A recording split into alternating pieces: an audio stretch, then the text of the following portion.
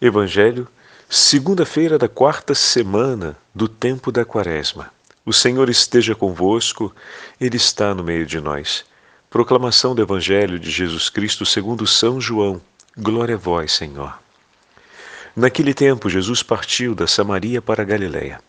O próprio Jesus tinha declarado que um profeta não é honrado na sua própria terra. Quando então chegou a Galiléia, os galileus receberam-no bem, porque tinham visto tudo o que Jesus havia feito em Jerusalém durante a festa, pois também eles tinham ido à festa.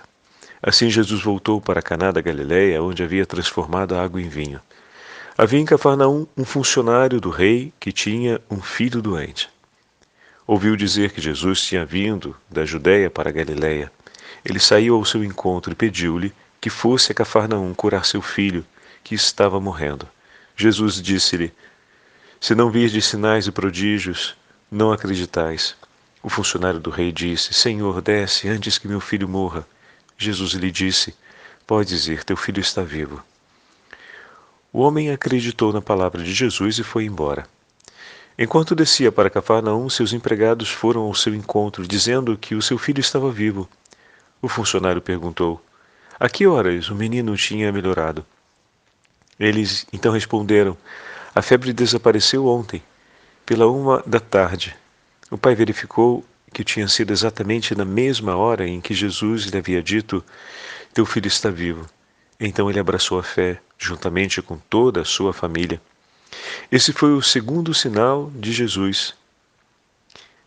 Realizou-o quando voltou da Judéia para a Galiléia. Palavra da salvação. Glória a vós, Senhor. Segunda-feira da quarta semana do tempo da Quaresma, em nome do Pai, do Filho e do Espírito Santo. Amém. Queridos irmãos e irmãs, a Santa Liturgia, nessa Semana da Alegria, nos entrega, já na primeira leitura de hoje, um trecho do profeta Isaías, do capítulo 65, e que nos fala com essas palavras o profeta: Eis que eu criei novos céus e nova terra. Coisas passadas serão esquecidas, não voltarão mais à memória. Ao contrário, haverá alegria e exultação sem fim em razão das coisas que eu vou criar. Meu irmão e minha irmã, que palavra bendita é essa do profeta Isaías que abre para nós essa quarta semana do tempo da Quaresma, nos dias feriais, né? A quarta semana ela é aberta sempre no domingo, ou seja, toda semana é aberta sempre no domingo, mas a gente fala da abertura dos dias feriais. Então a primeira leitura nessa segunda-feira nos recorda a certeza de que o Senhor realizará o que está nos dizendo. Mas em que sentido, Padre Fábio? Vocês se lembram que toda palavra será cumprida? Nós ouvimos isso outro dia no Evangelho. Não deixará de ser cumprido um pinguinho do i, uma vírgula sequer da palavra do Senhor.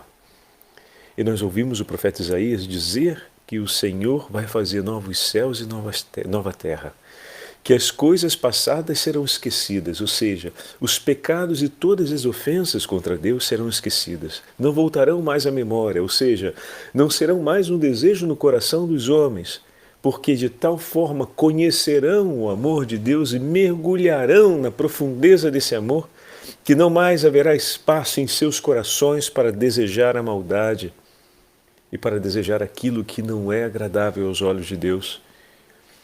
E por fim ele diz: haverá alegria e exultação sem fim em razão das coisas que eu vou criar. E nós estamos caminhando para a celebração da Páscoa, para a celebração da nossa redenção.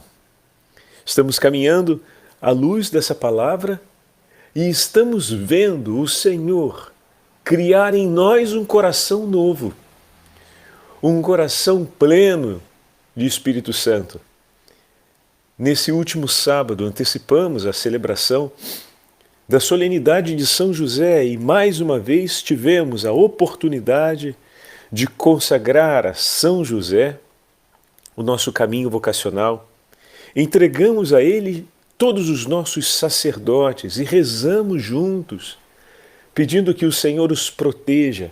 Nos comprometemos, junto com Santa Teresinha do Menino Jesus, que nos apresentou a belíssima oração pelo sacerdote, nos comprometemos a oferecer a nossa vida por amor e por intercessão, pela santificação e pela missão dos nossos irmãos sacerdotes, a fim de que muitos corações se convertam e se abram para Deus.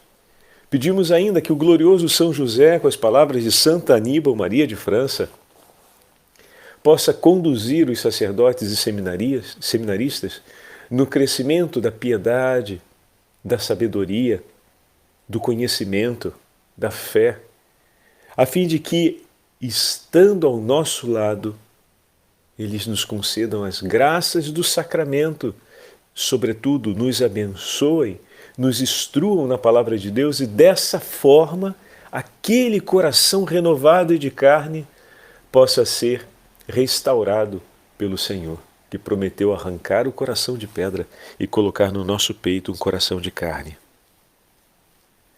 Também pela intercessão de Nossa Senhora, nós entregamos não apenas os nossos sacerdotes, mas as nossas famílias ao cuidado e à intercessão de São José, a fim de que, da mesma forma como São José guardou e amou os dois tesouros de Deus, a Virgem Maria e o Menino Jesus, assim também guarde a nossa casa, a nossa família, e que nos ensine a sermos obedientíssimos, como Ele também foi. Falávamos a respeito das virtudes abundantes, que são base para que possamos viver a obediência e a prontidão, e que Deus está disposto a nos oferecê-la. E de tomar nas mãos o nosso coração, se nós nos entregamos a Ele e confiamos nele, e dessa forma Ele possa edificar em nós uma experiência nova de confiança e de aliança amorosa com Ele, para que o nosso coração siga obediente e destemidamente a colocar em prática a sua vontade. E ontem no Evangelho, olhando o texto de São João e percebendo os binômios que São João sempre usa para nos ajudar a mergulhar, na experiência de Deus, no conhecimento do Evangelho, da Boa Nova, do Reino dos Céus, no conhecimento de nosso Senhor Jesus Cristo, ontem vimos a adesão à fé ou a não adesão à fé. Vimos também o binômio entre trevas e luz, ou entre ter a vista e permanecer na cegueira. Acompanhamos o testemunho daquele homem que, ouvindo a palavra do Senhor, começou a ser curado interiormente daquele modo de pensar e daquelas dores que nós trazemos por esse modo de pensar. O sofrimento na minha vida, sobre o qual eu não tive nenhuma responsabilidade, é uma punição de Deus, é um mal de Deus? É o Senhor que me está castigando por alguma coisa? Mas por que esse sofrimento acontecendo na minha vida? E o Senhor fala para ele, naquele momento, respondendo aos seus discípulos, falávamos ontem, ele era cego, não era surdo. Não foi nem os pais, nem ele que pecou. Mas se esse sofrimento foi permitido por Deus na vida desse homem, é para manifestar a glória do seu amor. Então, naquele momento, ele se dá conta que aquela realidade na vida dele, permitida por Deus, era para a manifestação da glória e do poder de Deus. E naquele momento ele abraça uma dor que talvez carregasse sobre si como um peso. O Senhor veio para nos orientar. A primeira cura é a cura de uma mentalidade distorcida sobre a fé e sobre a pessoa de Deus e o amor de Deus por nós. Uma mentalidade que muitas vezes nos faz homens e mulheres espedaçados interiormente. Homens e mulheres que passam a duvidar de Deus. Tudo aquilo que acontece na nossa vida está sob a regência soberana de Deus.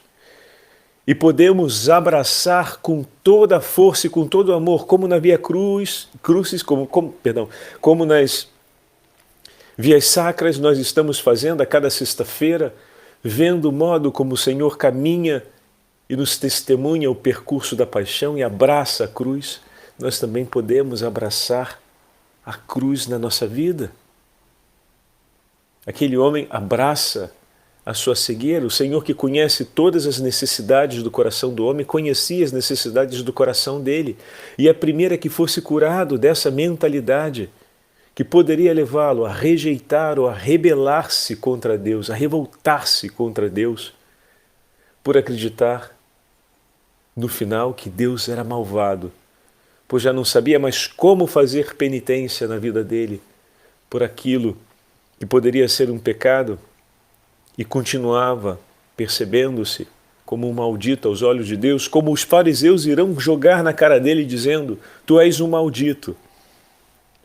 A primeira cura que o Senhor estava disposto a fazer nele, para que pudesse mergulhar na fé, para que pudesse acreditar, o tema de hoje é novamente o tema da fé, era preciso curá-lo dessa mentalidade que o levava a uma compreensão de morte a respeito da sua fé, a respeito de Deus, a respeito de si mesmo. Uma compreensão fragmentada que o impedia de tomar nas mãos, com convicção e coragem, para crer totalmente no Senhor, a sua própria verdade. E naquele momento o homem corre até a piscina, como nós vimos, e vem purificado, limpa seus olhos, é curado. Ele que obedeceu à palavra do Senhor, e imediatamente entra em provação. E por bem 5 vezes tem que repetir aquilo que Jesus fez por ele. Olha que cura interior fantástica. Ele tem que repetir aquela verdade que ele acreditou e que se manifestou. Em João, isso é muito forte, hein? É importante a gente ter atenção sobre isso. João coloca hoje no texto, fazendo um paralelo com ontem, que o chefe da sinagoga ouviu o que Jesus lhe disse e ele então partiu para casa. Deixa eu pegar aqui o texto. O homem acreditou na palavra de Jesus e foi embora. Quando ele encontra com os empregados então falam que naquele momento do dia de ontem, ou seja, por volta de 1h da tarde, o filho dele tinha ficado curado. E ele avalia e diz: bom, esse foi o mesmo horário que Jesus falou comigo. E a conclusão de João, ou seja, o passo seguinte que o evangelista nos mostra, é que naquele momento ele abraçou a fé, juntamente com toda a sua família. Então, de fato, o que o Senhor disse aplicou-se a ele. Se não virdes sinais e prodígios, não acreditais. Uma fé frágil, uma fé que espera de Deus os sinais. E sabe qual é a coisa extraordinária? O Senhor oferece os sinais. O Senhor compreende a fragilidade da nossa fé e oferece os sinais para que a gente possa permanecer firmes. Agora voltemos ao testemunho de ontem daquele pobre homem cego que imediatamente, após ter sido curado, esse é um sinal fortíssimo, né? Ele ouviu as palavras daquele homem, Jesus, ele sabia quem era, ele obedeceu. Ali começou a cura interior dele, em que ele deixou aquela mentalidade, abraçou a própria integridade de sua vida com todas as dores e com todo o sofrimento, porque era cego desde o nascimento. Quantos anos de sofrimento sobre isso, quanta humilhação ele não passou, como foi passar mais uma vez nas mãos dos fariseus, naquele mesmo episódio de ontem. Entretanto, imediatamente colocado à prova, ele não faz outra coisa senão recordar o que Jesus fez por ele. E ontem falávamos a respeito disso. O momento da provação é o momento em que nós temos a ocasião de fazermos memória do amor do Senhor por nós, como no livro do Cântico dos Cânticos. Cada vez que a esposa era encontrada em seu pranto por não encontrar o seu amado, lhe perguntavam e debochavam dela: mas por que choras por ele? Por que ele é assim importante para você? Tentando dissuadi-la a abandoná-lo. Mas cada vez que isso acontecia, com mais amor ela falava do seu amado. Cada vez que era colocada à prova o seu amor por ele, mais ela fazia memória desse amor e mais intenso esse amor se tornava. Como nós podemos querer que o nosso amor e a nossa fé cresça sem fazermos memória da relação de amor e dos sinais de amor que o Senhor tem para conosco? E como é importante, meus irmãos, que isso aconteça em nossa vida. Jesus, no Evangelho de hoje, volta à região da Galileia, a região do seu nascimento. Ele deixou a Judéia, deixou a festa da Páscoa, estava retornando à Galileia.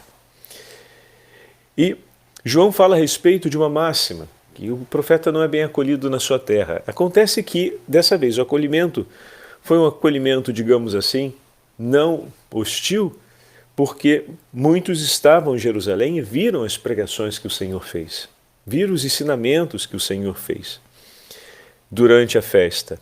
E tendo ouvido o Senhor, o receberam. Nesse instante, o Senhor, indo para a região de Caná, onde já havia realizado o milagre das bodas de Caná, realiza um segundo milagre, que é esse do funcionário do rei que vem de Cafarnaum para encontrá-lo e pedir-lhe essa graça da cura de seu filho, que estava enfermo, que estava doente. E Jesus lhe faz uma palavra de admonição. Parece que ele ignora as palavras de Jesus, pois ele continua com a sua súplica. E ali nós entendemos que o evangelista coloca o discurso de Jesus não exclusivamente para aquele homem, mas para todos nós. E o Senhor cumpre essa graça. Com a sua palavra, o manda de volta e diz que o seu filho ficou curado. E ele acredita, como falávamos ainda há pouco, e retorna. O primeiro ato foi a confiança na palavra do Senhor. Mas quando os seus empregados trazem a notícia, ao invés dele dizer, eu sei, pois Jesus me disse, aí a gente vê a beleza do testemunho de ontem, do cego. Ele procura saber o que aconteceu e ouve o que aconteceu. E confronta ali para ter uma conclusão. Enquanto o cego, sem ter visto Jesus, mas apenas ouvido, acreditou imediatamente, não só isso, prontamente defendeu contra a hostilidade daqueles que tinham autoridade sobre ele, mas que estavam em um caminho de erro sobre o testemunho verdadeiro a respeito do prodígio de Deus, ele se coloca diante deles que são hostis e que são investidos de autoridade e tentam dissuadi-lo de declarar a respeito de Jesus, e ele se coloca ali para defendê-lo. Enquanto os empregados desse servo do rei vieram trazer uma notícia boa, ou seja, uma notícia que lhe dava a chance de dar um passo a mais na fé, aquele pobre mendigo que havia apenas vivido uma experiência da graça de Deus estava diante da hostilidade contra o seu testemunho de fé e perseverou. Aí alguém pode dizer, mas padre, ele tomou sobre si a certeza daquele testemunho, pois era cego, como ele mesmo fala, e voltou a ver, enquanto esse pai esperava ver o seu filho. E depois que ele viu, ou que ele soube que o filho, então, foi curado mesmo, aí sim ele deu o passo dele. É verdade, poderíamos fazer esse paralelo. E aí nós lembramos do testemunho daquele centurião romano, daquele oficial romano, né? Vamos colocar, a gente não sabe a graduatória dele, mas muito provavelmente era, porque era responsável pela cidade de Cafarnaum, que não era pequena naquela época, era uma grande cidade comercial. Então, aquele homem que vem até Jesus, e na narrativa de um dos evangelistas, agora em um é ele mesmo que vem, no outro é o servo dele que é enviado até Jesus e que diz, dizei uma só palavra, Senhor, e meu servo será curado. Olha que grande fé, de quem não espera um sinal. Mas não espera um sinal não por ser melhor do que os outros, e os outros são piores porque esperam um sinal. Às vezes, a nossa fragilidade ela necessita de um amparo a mais do Senhor. E como é importante reconhecer isso, pedir e confiar nele. Não é para intimidar, não é para você se envergonhar se a sua fé ainda é frágil, mas é para você tomar nas mãos a sua verdade. É para isso que estamos falando agora e fazendo paralelo entre essas imagens. Tomar nas mãos a sua verdade. Senhor, eu consigo acreditar, eu tenho o germe da fé que o Senhor já colocou em mim, mas às vezes ela é muito frágilzinha e eu preciso do teu amparo. Eu preciso, Senhor, da sua ajuda, eu preciso da sua mão. Revigora a minha fé, Senhor. E aí entra tudo o que temos falado entre ontem e hoje. O Padre praticamente tem refeito, estou conectando as duas homilias, a de ontem, a de anteontem com a de hoje, para mostrar que existe uma ação nossa, não apenas a súplica ao Senhor, mas uma ação nossa é fundamental para termos uma fé vigorosa, fazermos memória dos prodígios de Deus na nossa vida, recordarmos os nossos vínculos de amor com Ele. Que seja essa a alegria do nosso cotidiano, ou seja, no nosso dia a dia, durante o ritmo do dia. É verdade que a gente tem um monte de preocupações para responder, problemas para realizar, estudos para fazer, né?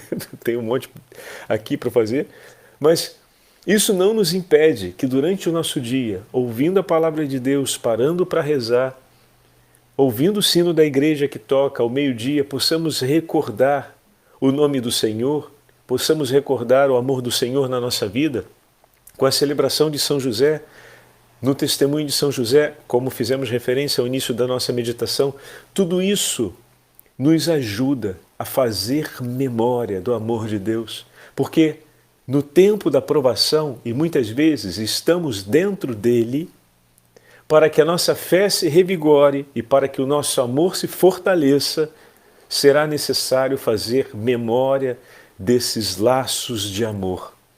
Memória desses testemunhos da bênção, do carinho, da presença de Deus conosco. É ali que se revigora a nossa fé. Esses são os sinais e prodígios que o Senhor já ofereceu em nosso favor. Pedir sinais e prodígios como se nunca tivesse acontecido seria um ato ao menos leviano, podendo riscar até uma ingratidão, dizendo: Senhor, minha fé é frágil, dá-me sinais, ajuda-me com os prodígios para que eu possa ser forte. Como se não houvessem já prodígios oferecidos que esperam pela tua memória. Então, muitas vezes, esses prodígios que nós dizemos que Deus tem que fazer novos ou precisa nos oferecer novos, alto lá. Pedi-los é importante se eles forem oportunos segundo a vontade de Deus para o nosso bem, mas jamais se esqueça dos prodígios já realizados, porque eles estão na sua vida como um testemunho do amor e da fé que esse Senhor já edificou em ti. Às vezes esmorecemos na fé e precisamos do socorro e do apoio de Deus, é verdade. E precisamos pedir que Ele venha em nosso socorro, é verdade. E precisamos pedir que Ele nos sustente com prodígios, é verdade, segundo a vontade dEle. Mas é um dever de amor nosso e uma obrigação, vamos colocar assim, um dever de casa, um trabalho de casa nosso. Porque quem ama o faz, não porque é uma pena a ser cumprida, mas quem ama o faz. E o nosso dever de casa cotidiano é lembrar dos vínculos de amor que já vivemos, dos sinais que Ele já nos deu. Porque quem ama pensa constantemente na pessoa amada e não esquece, não deixa de recordar os melhores momentos vividos juntos, nas trocas de carinho, nas palavras de afeto, nos gestos de amor e de intimidade. Faz isso com o teu Senhor e a tua fé será vigorosa e o amor em ti será exuberante e Cristo será a nossa vida e o nosso tesouro. O Senhor esteja convosco, Ele está no meio de nós. Pela intercessão de São José e da Beatíssima Virgem Maria, abençoe-vos o Deus Todo-Poderoso, Pai, Filho e Espírito Santo. Amém.